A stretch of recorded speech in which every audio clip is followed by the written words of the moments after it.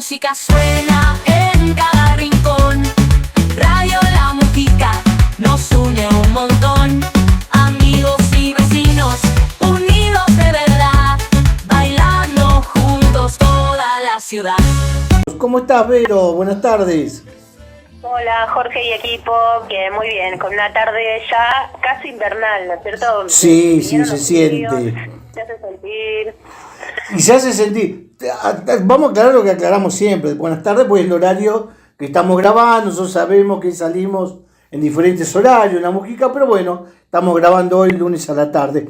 Y como bien decís, cuando empieza a caer un poquito el sol, ese poncho de los pobres se empieza a ausentar y el frío se empieza se empieza a sentir realmente, ¿no? No sé si viste, antes decíamos, y capaz que porque estamos grandes, lo sentíamos así, más frío, pero bueno, el frío se siente y está con nosotros y vino para quedarse por un tiempo, me parece. Pero bueno, tenemos otro tipo de problemas que tienen que ver con desgobierno. Decimos desgobierno, pues nos están gobernando queriendo sacar lo esencial que hemos tenido siempre, que es el tema del Estado. Un Estado presente ante las necesidades concretas de nuestro pueblo. Estamos viendo últimamente de qué forma están cortando nuestros derechos y principalmente el tema de la salud, salud mental, salud en todo sentido. Vemos que hay una chique y que es la forma que tienen ellos de, por un lado, seguir pagando la deuda externa en base a nuestro sacrificio, a nuestro hambre y a nuestras miserias. Pero miserias humanas son las que reflejan a este gobierno de la característica que tiene. Pero tenemos mucho para hablar de esto, ¿no? Sí, la verdad es que sí, Jorge, porque como vos bien señalabas, venimos asistiendo, casi te diría atónitos, porque la verdad es que con un nivel de crueldad nunca visto, un recorte en las políticas públicas que afectan a los sectores más sensibles. Uh-huh. Estamos hablando concretamente en este momento de las personas con discapacidad. Ya veníamos bastante en alerta porque, bueno, venían citando con cartas documento a las personas que tenían pensiones no contributivas, que son esas pensiones que el Estado Nacional le otorga a las personas que por razón de su discapacidad no están en condiciones de acceder a algún empleo formal o pleno empleo. Un poco como poniendo en tela de juicio o en duda si de verdad se trataba de personas con discapacidad o eran avivados. ¿Por qué lo pongo en este tono? Porque la verdad es que siempre hay un manto de sospecha cuando se otorgan derechos respecto a que hay como una especie de organización, qué sé yo, en este caso sería la organización de personas con discapacidad que se confabula para sacarle dinero al Estado.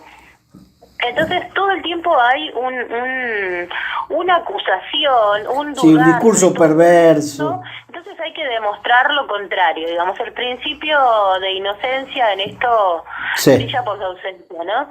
Entonces, bueno, empezaron a recibir cartas documento acá en Mar del Plata, muchísimas personas con discapacidad, muy preocupadas, eran citadas en el hospital interzonal, porque recordemos que la sede del Ministerio de Desarrollo de la Nación acá en Mar del Plata no existe más. Claro. Se cerró, se echó a todo el personal que tenía, el que funcionaba en el ONSOE. Entonces, bueno, mucha gente muy preocupada porque temen que se les quite la pensión, en un contexto además el dinero no alcanza para absolutamente nada. Uh-huh. Mucha gente que no entendía de qué se trataba porque hay discapacidades muy severas, hay gente que no tiene posibilidad de tener o gestionarse un traslado. Claro. Pensemos que en una discapacidad motriz, ¿cuánto cuesta contratar un transporte adecuado? Bueno, la verdad es que eso causó no solamente la consulta por ahí a quienes en algún momento hemos trabajado en algún organismo estatal o por ser abogada en lo particular, un montón de consultas, Y hoy a la tarde, lunes tempranito, que me tocó dar un taller en una ONG donde participan personas que tienen discapacidad. Bueno, la verdad es que estaban, yo hacía ya unos meses que no iba, y estaban con un estado de alerta muy, muy importante, pero no solamente por el temor al recorte, sino que había calado muy hondo las palabras del titular de la ANDIS, Diego Españolo, que, recordemos, en verano hablaba o se refería mediante una resolución oficial a las personas con discapacidad como que eran tarados, imbéciles, Sí. calificativos de ese orden, ¿no? Y recientemente una frase horrible que pronunció el mismo titular de la ANDIS, que dice: si tuviste un hijo con discapacidad es problema de la familia y no del Estado.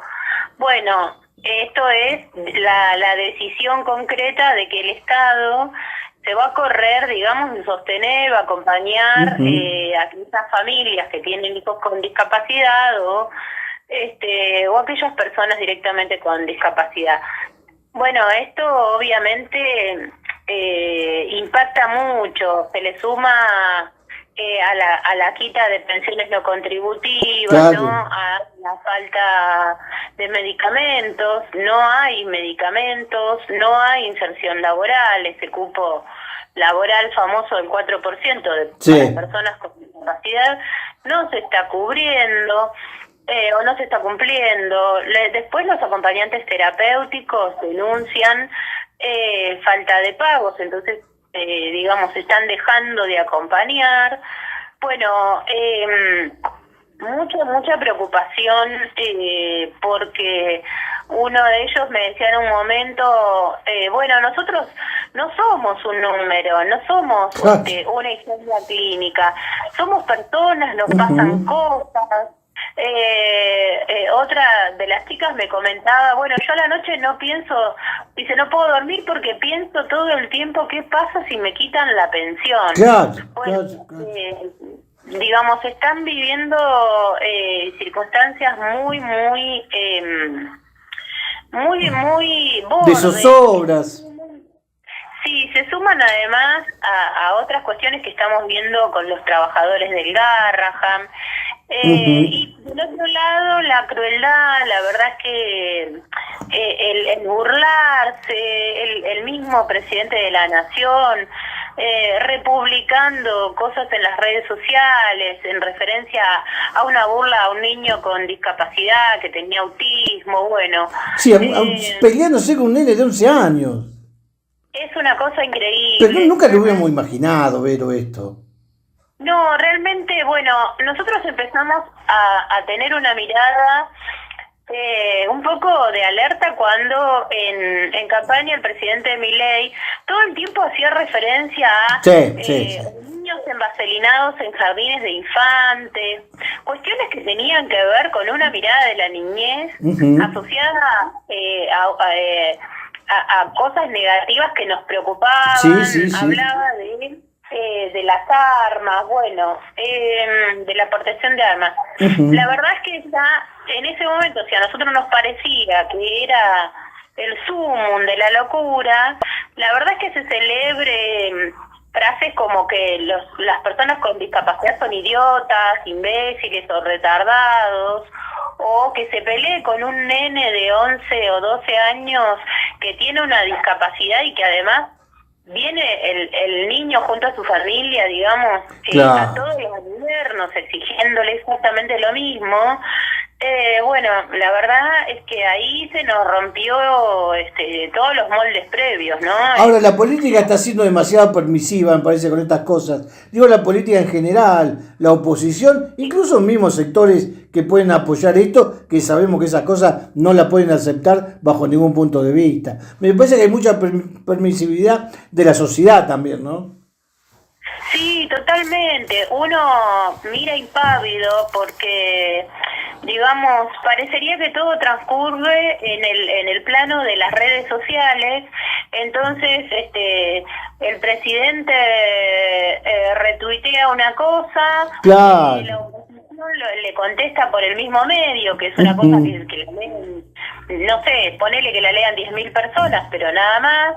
Y después, en realidad, hay un estado de soledad de esos grupos, digamos, que hoy son las personas con discapacidad, Claro. mañana los niños, pasado los jubilados. O sea, venimos viendo cómo se van seleccionando los enemigos públicos, pero me quedo con lo que a mí más perpleja me deja, que es justamente cómo es que el resto de la sociedad, en muchos casos, salvo que nos toque muy de cerca, Claro.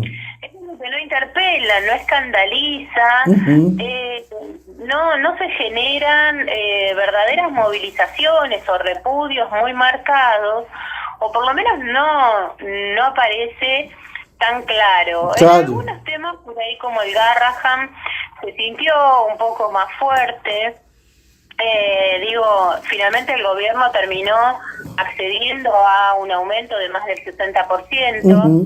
Me parece que ahí hubo un termómetro de que hasta ahí se podía, ¿no? Claro. Pero después, con el resto de las cosas, digamos, hay como un enojo que queda ahí flotando, en qué barbaridad, y en definitiva se están viendo regresiones concretas, ¿no? Claro. Porque no es solamente estos calificativos del titular de la ANDIS a las personas con discapacidad, sino que directamente están recortando pensiones.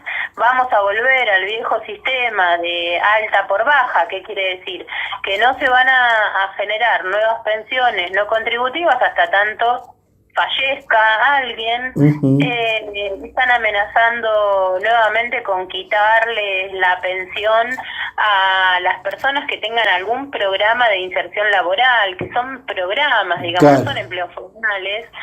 Bueno, la verdad es que se viene muy fuerte el recorte. Nosotros entendemos no solamente que tiene que ver con algunos puntos de exigencia del Fondo Monetario Internacional, sino que parece que ya hay un disfrute y un goce en estas decisiones de maldad, de inhumanidad absoluta, que tiene que ver no solamente, ya digo, con darle de baja, sino que poner en cuestionamiento y además hacerles vivir verdaderas peregrinaciones a las personas que tienen que nuevamente movilizarse, en el caso de Mar del Plata, al hospital regional, y del hospital regional ir a ANSES nuevamente con toda la papelería.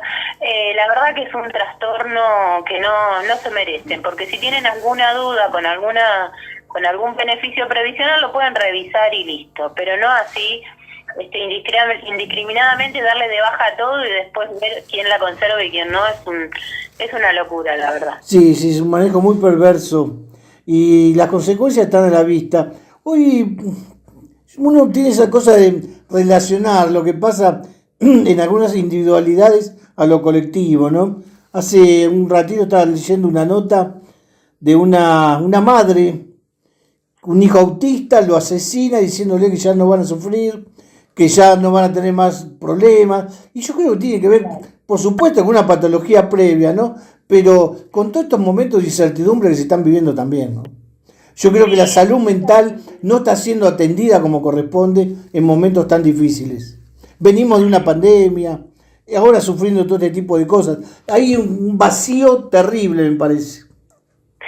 Sí, y también, digamos, una incertidumbre respecto del futuro, de la vida. Del futuro, claro. Es decir, bueno, hay gente que evidentemente no ve un atisbo de solución a su realidad.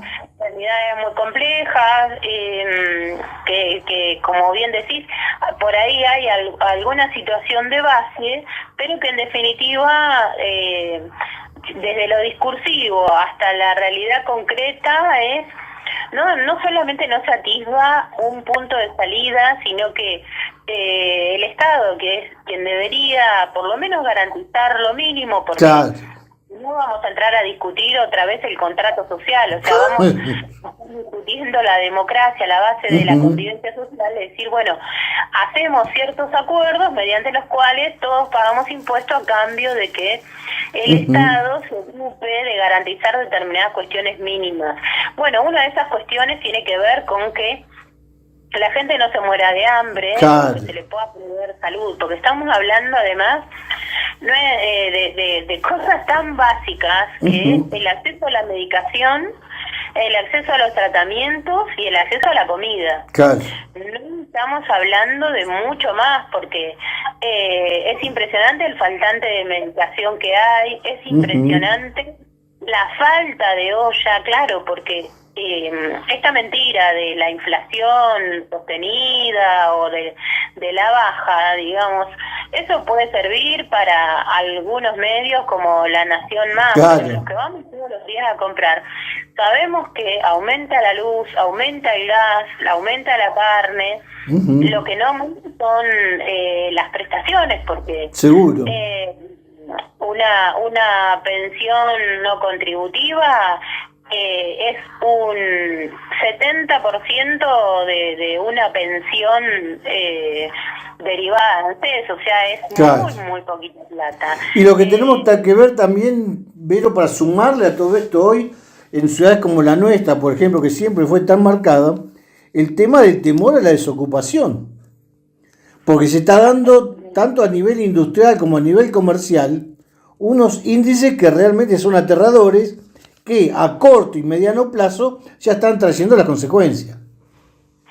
Sí, claro, lo hablábamos hace poco, sí, cuando tocábamos el tema de la caída del consumo, que, digamos, viene de la mano en Mar del Plata, con nuevamente esta avenida Juan B. Justo cerrada, con comercios que no pueden competir con lo importado, ni siquiera tiene que ver con aranceles, claro, tiene que ver con otras cuestiones, y con un estado de alerta en el puerto de nuestra ciudad, que concretamente hay una propuesta de reducir un 30% los ingresos de los trabajadores vinculados a la industria de la pesca. Bueno, una locura total. Entonces vos imagínate que ni siquiera ya es el empleo que dignifica, sino que primero que el que tiene empleo no llega a fin de mes. Es seguro. Y segundo, que lo más probable es que sea también víctima directa o indirecta de estos recortes. Empleados del Estado que son despedidos y que no tienen inserción luego en el sector privado. Y después el cierre concreto de algunas empresas. Estamos viendo en estos días en nuestra ciudad Polo Fish, que despidió a todos los trabajadores. Claro. Una toma muy dura en la planta. Bueno, ahí el Ministerio de Trabajo interviniendo para una conciliación, pero bueno, es un estado de incertidumbre que impacta obviamente también en la salud mental de las personas. Seguro. Y en el rubro, por ejemplo, indumentaria, en la parte textil, hoy sabemos que perfectamente ya la producción se hace muy poca aquí en Mar del Plata. ¿Por qué? Por el tema de los costos se van directamente, quienes producían van y compran directamente hecho en China. Una remera hoy en China sale $2.70. Entonces es imposible, a partir de esta apertura de mercado que están haciendo, que haya producción en Mar del Plata. Imposible. Es imposible y a veces no sé si tomarlo como con una sonrisa o con preocupación. Las declaraciones de los empresarios y de las cámaras textiles locales, cuando en realidad, digamos, era una receta cuyo resultado ya conocíamos, claro, porque obviamente no estamos hablando de una fórmula que bajó de una nave extraterrestre, sino son las recetas del menemismo. Sin embargo, estos mismos empresarios, cuando se hacía campaña política previa a las elecciones de 2023, digamos, la gran mayoría de ellos acompañó y fue condición de posibilidad para que nos gobierne hoy un tipo que implementa estas políticas hambriadoras. Entonces, la verdad que a mí me sorprende, honestamente, Sí, sí. algunas declaraciones, sobre todo de las cámaras textiles, porque escuchaba... Gente grande, gente grande, escuchaba el señor Fasano, Sí. con muchísima preocupación. Bueno, la verdad es que me tocó estar presente en un encuentro que se hizo en el astillero SPI, en el puerto, junto con varios empresarios, no solamente del puerto, sino de otras ramas de la industria. En ese momento, con quien tenía a cargo la cartera de industria y producción, estoy hablando en septiembre, octubre de 2023, que decía, bueno, recuerden los empresarios presentes cómo estábamos en la década del 90, digamos, cómo impactó eso en Mar del Plata, no caímos en la misma, bueno. Y entonces ahora que alguien muestre sorpresa, preocupación o que reclame que alguien lleve la voz cantante para defender las industrias, y no sé qué pensar, honestamente. No va a ocurrir. No va a ocurrir. Así como no interpelan los embates contra viejos, los embates contra personas con discapacidad, contra chiquitos, yo creo que no interpela a ningún político representar a pequeños productores locales. No, definitivamente no lo vamos a ver. Tal vez en algún tono de campaña, más en agosto, pero de la boca para afuera. Pensemos que el intendente de Montenegro, por ejemplo, no ha llevado adelante ningún reclamo en nombre de la industria pesquera local. No lo hemos visto encabezar ninguna marcha, más bien está preocupado por ver si encabeza una lista de senadores por la quinta sección electoral. Encabezar reclamos ninguno. No. Sí, pasa por ahí la realidad de ellos. Sí. Claro, desacoplado, como decíamos no hace mucho, hay una realidad que es la realidad de quienes ocupan cargos de gestión y la preocupación por permanecer en esos cargos de poder, y muy lejos, muchos kilómetros atrás, viene la realidad de las personas. Entonces vemos que desde las publicaciones y de cómo se vende, digamos, la gestión, vemos que que esa foto de lo que preocupa o de lo que se ocupa el intendente, por ejemplo, no es la foto de la preocupación de la gente. Están en un cumpleañito, como dicen los pibes. Bueno, en la industria viene pasando un poco eso, digamos. Tal cual. Es muy difícil la inserción laboral. Hablamos de personas con discapacidad. Imagínate, la inserción laboral de personas con discapacidad, una línea del gobierno en todas sus expresiones que no le interesa para nada ningún tipo de inclusión, y después la mano invisible del mercado se ocupará de dejar vivos a algunos y muertos al resto, y chao. Sí. Pero antes de ir a un tema que sé que estuviste participando el fin de semana, que fue el encuentro que organizó La Corriente, que está encabezando Axel, que quería hacer con vos una pequeña referencia a una fecha muy particular, mañana 3 de junio, día muy agarrado por nuestro pueblo, que en su momento significó muchísimo, ese Ni Una Menos, ¿no? Sí, claro, Jorge. Importantísimo, porque no había caído en la cuenta de que cuando salgamos al aire ya va a ser 3. Sí. Sí, y Mar del Plata ha sido siempre señera en los movimientos de mujeres, en las movilizaciones, y por supuesto que no va a ser la excepción. En el resto del país, y también se disputó acá en Mar del Plata el sentido del 3 de junio, se decidió acompañar a las jubiladas y a los jubilados, mira qué bien, al 4. Digo, bueno, acá hubo esa discusión, no se llegó a un acuerdo y se resolvió mantener la marcha el día 3 de junio. A las 6 de la tarde está prevista que arranque la marcha. Claro. Va a estar desde mucho antes con algunas intervenciones culturales, pero a las 6 está previsto que arranque desde acá, desde Luro e Irigoyen. Y en lo particular se cumplen 10 años de la primera marcha, entonces tiene una significación especial. Recordemos brevemente que fue una manifestación por el femicidio de Kiara Páez, que era una adolescente de 14 años, que estaba embarazada y que bueno, que fue víctima de femicidio por parte de su pareja, otro adolescente, con la participación además después como encubridores de los papás del pibe, y el horror de cómo fue encontrado el 10 de mayo de 2015 el cuerpito de Kiara. Bueno, se armó toda una movida a través de redes y miles de mujeres salieron ese 3 de junio y desde ahí se mantuvo la tradición de a 10 de junio marchar. Esta es una fecha que está asociada concretamente a los femicidios, y aunque a veces se pierde el sentido, se acompaña de otra manera, digamos, el eje del 3 de junio es concretamente más vinculado a los femicidios. Así que bueno, seguramente que después, el lunes que viene, les contaré la semblanza de cómo estuvo esto. Seguro. Bueno, ahora sí vamos a lo que has podido vivenciar el sábado en este encuentro que se realizó ahí cerquita de La Plata.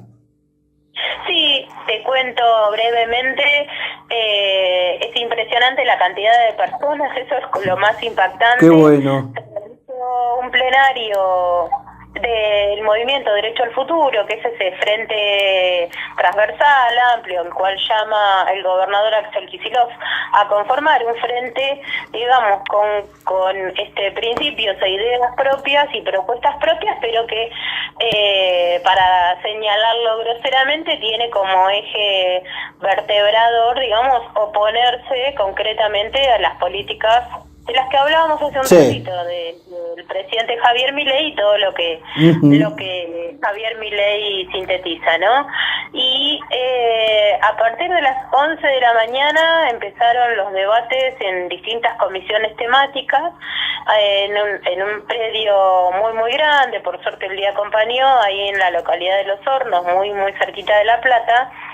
Y las comisiones tenían que ver, por un lado, con que cada ministro del área respectiva que nucleaba a esos temas estuviera presente junto a sus funcionarios, a quienes lo ayudan, pero también en referentes territoriales con trabajo en el área. Entonces encontrábamos, bueno, deportes, juventudes, cultura. A mí me interpelaba mucho las temáticas vinculadas a la niñez y a las personas mayores. Claro. Así que me hice un ratito para estar ahí. Muchos jubilados, con una organización muy interesante, que pedían el micrófono y que decían, ¿no? Que bueno, la estamos pasando mal, nos están golpeando todos los miércoles, necesitamos acompañamiento, pero además también mucha cosa propositiva, ¿no? Con mucha esperanza. También era lo que se notaba. También obviamente había comisiones donde se discutían políticas de memoria, verdad y justicia. Recuerdo que estaba Victoria Montenegro, por ejemplo, coordinando una. Cuestiones propias, digamos, del Poder Judicial. Así que eso duró como hasta casi las 2 de la tarde. Y después cerró el gobernador Kicillof en un escenario muy grande también, digamos, haciendo un repaso de estos horrores que se viven por estos tiempos, posicionándose nuevamente en contra de este tipo de políticas, Claro. y haciendo ese llamamiento a construir un frente.